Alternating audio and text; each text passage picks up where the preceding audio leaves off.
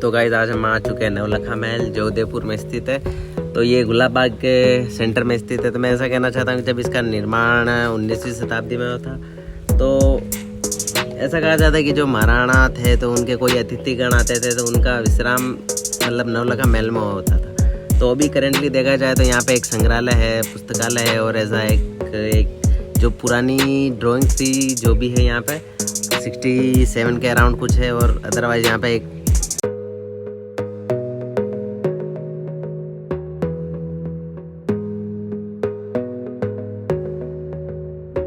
तो यहाँ पे हमने इसको दर्शाने का प्रयास किया। यहाँ पे अलग अलग राज्य जैसे कि राजस्थान है, गुजरात है, कर्नाटक है, केरल है। इसका मतलब यही कि नहीं कि वहीं पर होता है वो संस्कार, होता सब जगह है। और इसका मतलब ये है कि जो आगे दूसरे लोग आए तो वहां पर से आए तो अपने आप को कनेक्ट भी कर पाए, उससे यहाँ पर अलग अलग जो संस्कृतियां होती है उसके बारे में जान भी पाए। और इसका ये मतलब है कि कुछ लोग मानते हैं संस्कार केवल नॉर्थ इंडिया में होता है, ऐसा नहीं, संस्कार पैन इंडिया पूरे भारत में होता है। इस कारण से हमने यहाँ पे अलग अलग राज्य बताए हैं। ये गर्भाधान संस्कार जो राजस्थान की वेशभूषा में बता रखा है, गर्भाधान संस्कार में दमयंती अपने गर्भ के अंदर एक शिशुतम आत्मा का आह्वान करती है।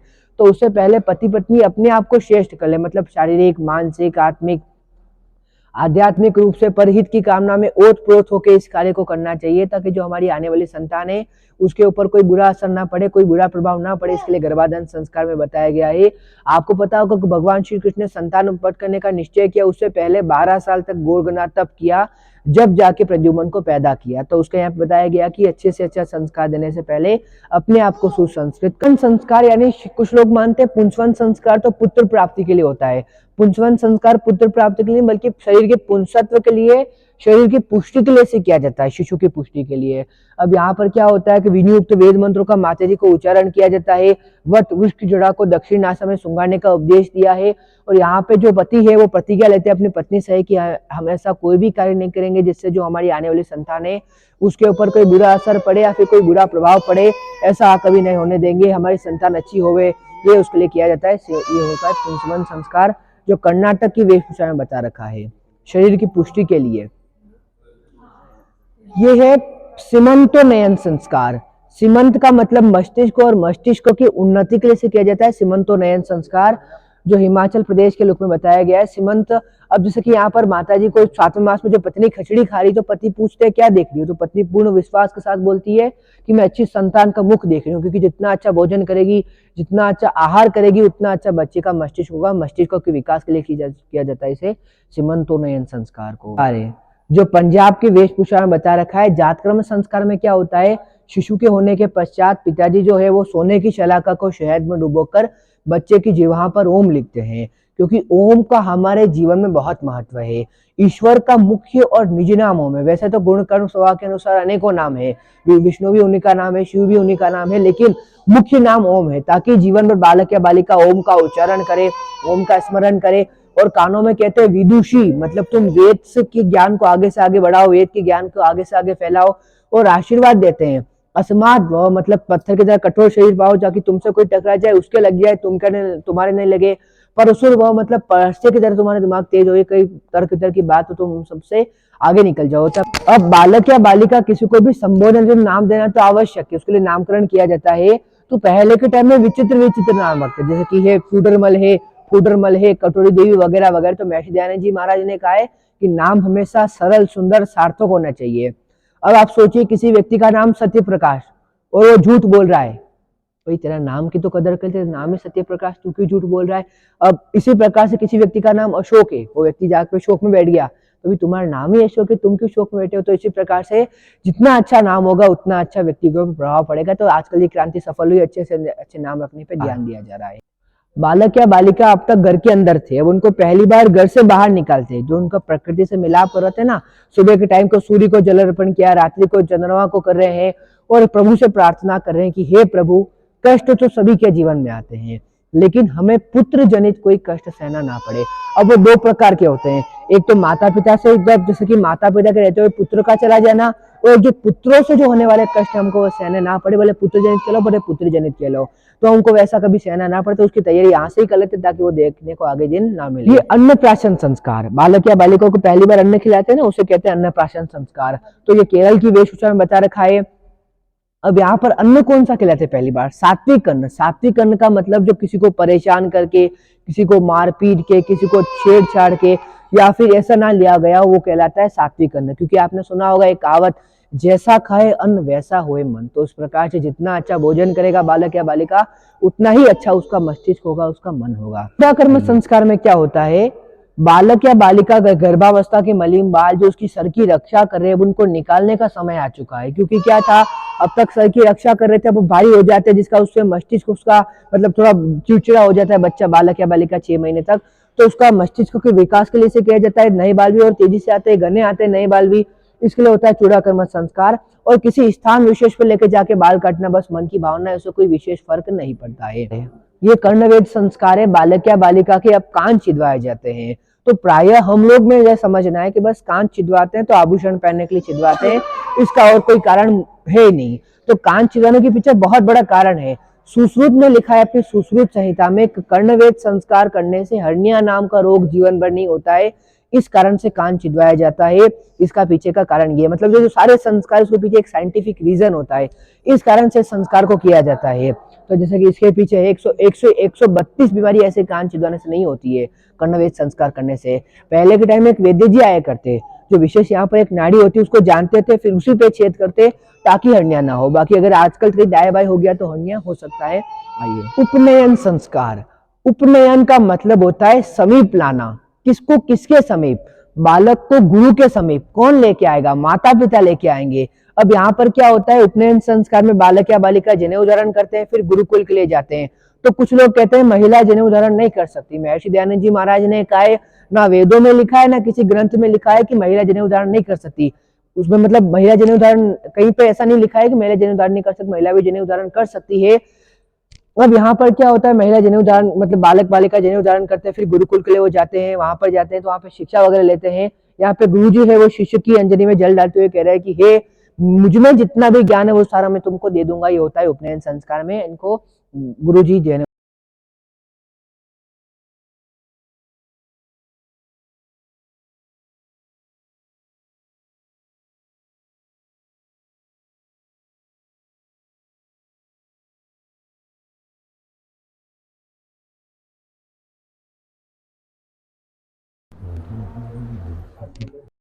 देखने लगा।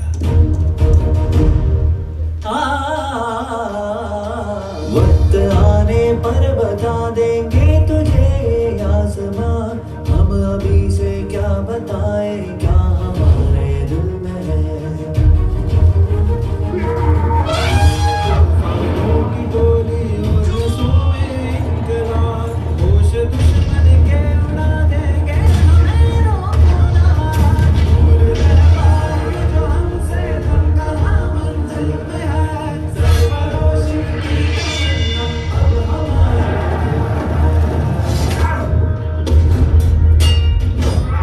हम तो दिल से ही निकले, बात कर सर पे कसम, जान तेरी पर ये लो बढ़ जाए है एक शहीद मुल्क मिल्लत में तेरी पर निसार, अब तेरी खिदमत का चर्चा शहर की महफिल हमारे दिल में है। देखना है कौन कितना बाजुए कातिल में है। हाथ जिनमें हो चलो चटके तलवार से, सर जो उठ जाते हैं वो झुकते नहीं ललकार से।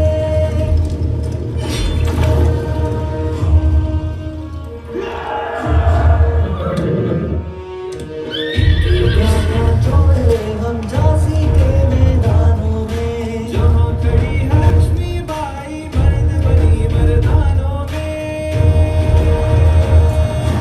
उसने ले हर गोरों के वो हमने सुनी कहानी, खूब लड़ी मर्दानी वो तो झांसी वाली रानी थी।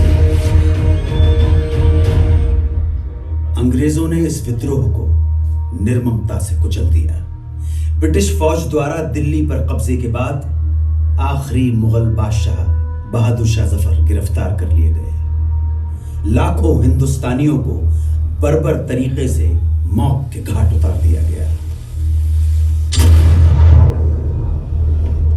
साथ स्वतंत्रता संग्राम के इतिहास में एक युग का अंत हो गया। वो खून कहो किस मतलब का जिसमें उबाल का नाम नहीं, वो खून कहो किस मतलब का आ सके देश के काम नहीं।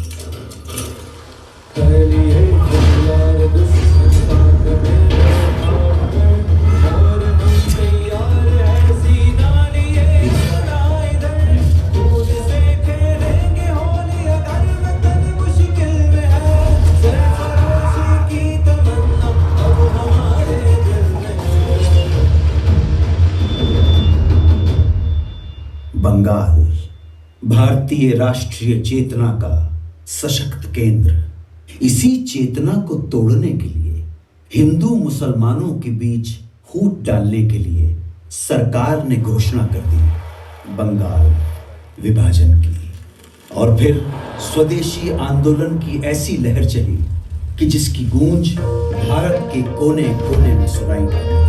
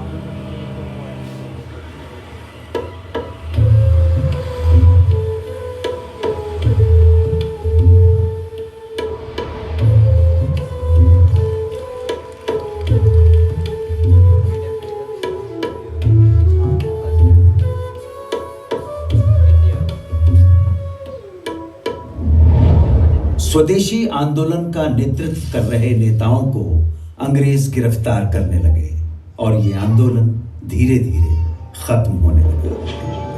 अब स्वतंत्रता संग्राम के नभमंडल में एक अनोखे सूर्य का उदय हुआ। वैष्णव जन तो तेने कहिए जे पीड़ पराई जाने रे, पर दुखे उपकार करे तोय मन अभिमान राने रे।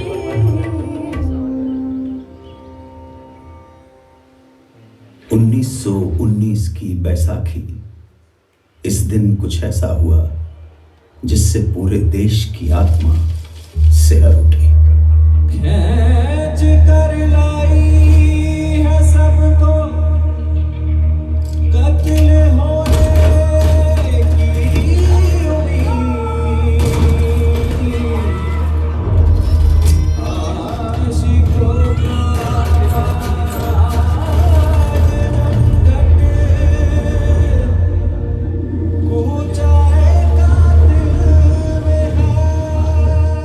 स्वतंत्रता संघर्ष को अब अगले मुकाम तक ले जाने के लिए महात्मा गांधी ने अहिंसक असहयोग आंदोलन की घोषणा की। इसका उद्देश्य स्वशासन की स्थापना और स्वराज्य की प्राप्ति थी। जनता ने इस घोषणा को हाथों हाथ लिया। लोगों ने सरकारी नौकरियों का, अंग्रेजी स्कूल कॉलेजों का, विदेशी कपड़ों और सामानों का बहिष्कार करना शुरू कर दिया और जनता स्वदेशी वस्तुओं का इस्तेमाल करने लगी। आंदोलन अपने उफान पर था। तभी गोरखपुर के चौरी चौरा एक जुलूस के दौरान प्रदर्शनकारियों और पुलिस के बीच हिंसक मुठभेड़ हुई। इसमें 3 प्रदर्शनकारियों और 22 पुलिसकर्मियों की जानें चली गई। हिंसा से आहत होकर गांधी जी ने असहयोग आंदोलन वापस ले लिया। इस फैसले से देश के एक बड़े हिस्से में मायूसी छा गई। उन्हीं दिनों गरम दल क्रांतिकारियों के इरादे कुछ और ही इशारा कर रहे थे। हाथ जिनमें हो जुनून कटते नहीं,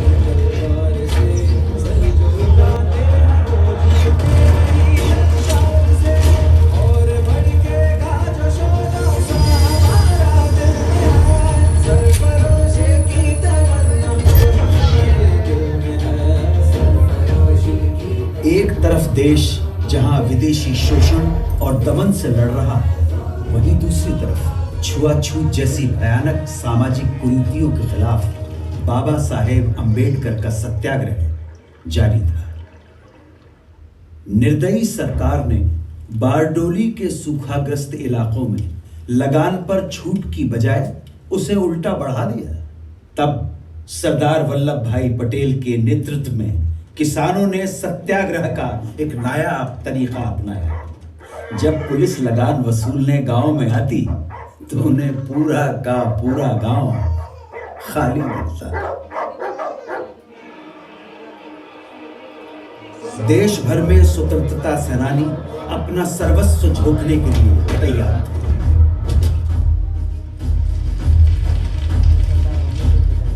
आजादी की लड़ाई अपने चरम की ओर बढ़ रही थी।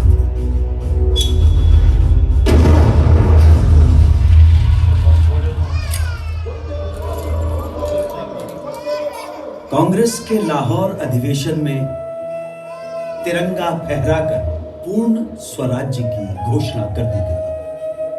पूर्ण स्वराज्य का अर्थ था भारत की अपनी संप्रभुता। अब यहां से पीछे हटना नामुमकिन था।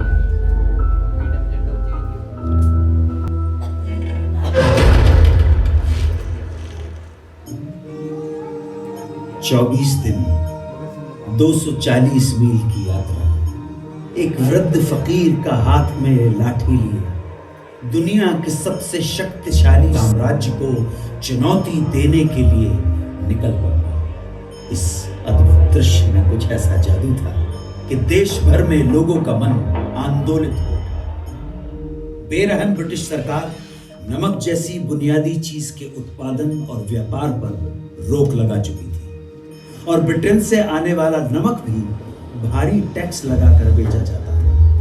तब गांधी जी ने इस नमक को ही आजादी के लिए संघर्ष का मारक हथियार चुन लिया। दांडी तट पर गांधी जी ने मुट्ठी भर नमक उठाकर ऐलान किया कि इस कदम से ब्रिटिश साम्राज्य की नींव हिलाई जा रही है। उन्होंने नमक बनाकर कानून तोड़ दिया और इसके साथ ही देश भर में सत्याग्रह की पुरजोर लहर चल पड़ी। देखते ही देखते मद्रास, कालीकट, असम, बंगाल, आंध्र प्रदेश और देश के दूसरे इलाकों में भी नमक यात्राएं शुरू हो गई।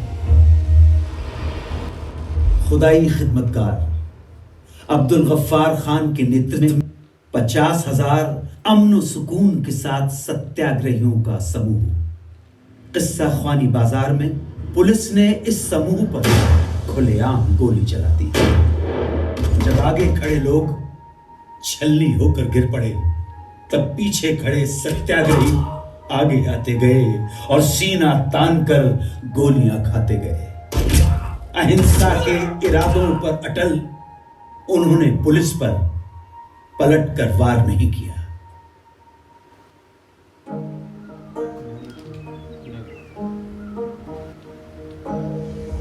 मन समर्पित, तन समर्पित और ये जीवन समर्पित, चाहता हूं देश की धरती तुझे कुछ और भी दे।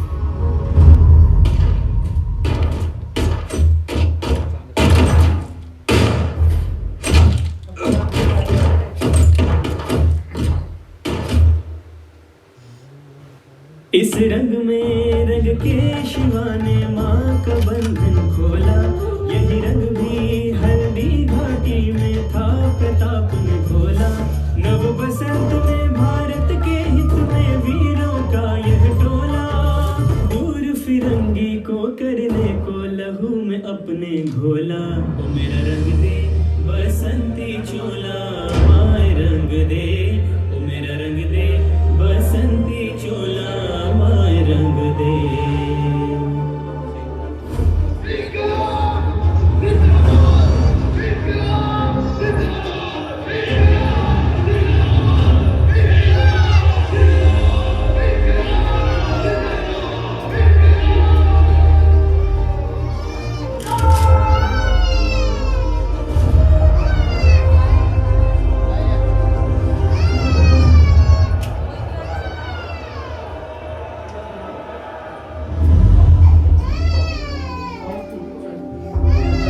की लड़ाई को अंजाम तक पहुंचाने के लिए महात्मा गांधी ने भारत छोड़ो आंदोलन की घोषणा की। उन्होंने देश की जनता को एक महामंत्र दिया, करो या मरो, या तो हम भारत को आजाद कराएंगे या इस कोशिश में अपनी जान दे देंगे। इस आह्वान के कुछ घंटों बाद ही सरकार ने गांधी जी को, नेहरू जी को, अबुल कलाम आजाद सहित प्रमुख कांग्रेसी नेता को गिरफ्तार कर लिया और तब दूसरी पंक्ति के स्थानीय नेताओं ने आंदोलन की कमान संभाल ली।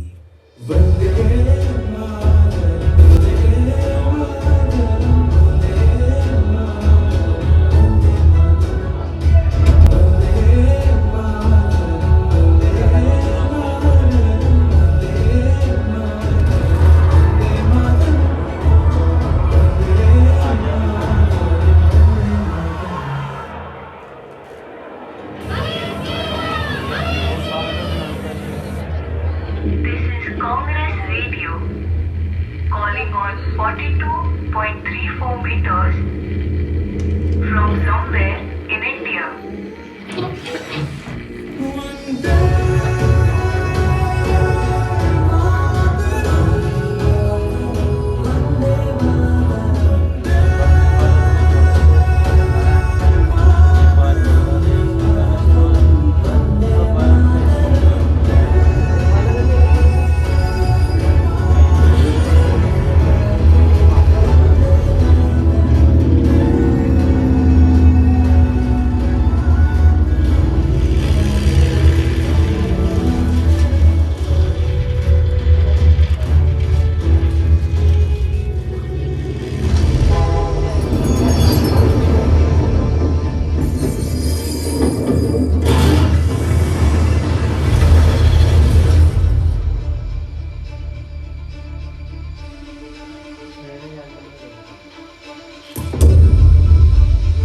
भारत छोड़ो आंदोलन एक निर्णायक बिंदु था। इस आंदोलन में पूरा देश कूद पड़ा।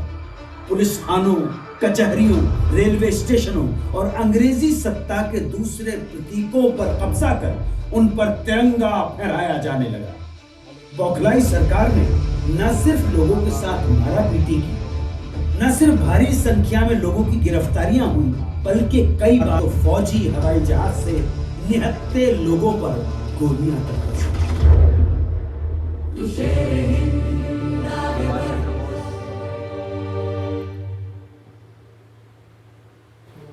मरने से तू कभी न डर।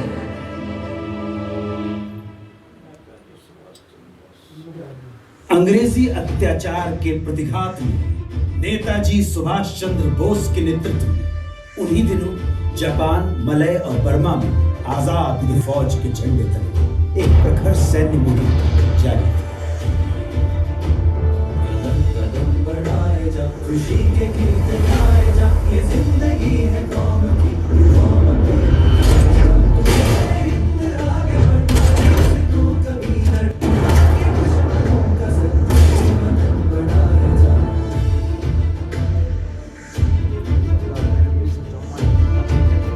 द्वितीय विश्व युद्ध में जापान की हार के बाद आजाद हिंद फौज का विघटन हो गया और इसके साथ ही ये सपना यही अधूरा है। अब भारत की स्वाधीनता का अंतिम युद्ध प्रारंभ हो चुका है।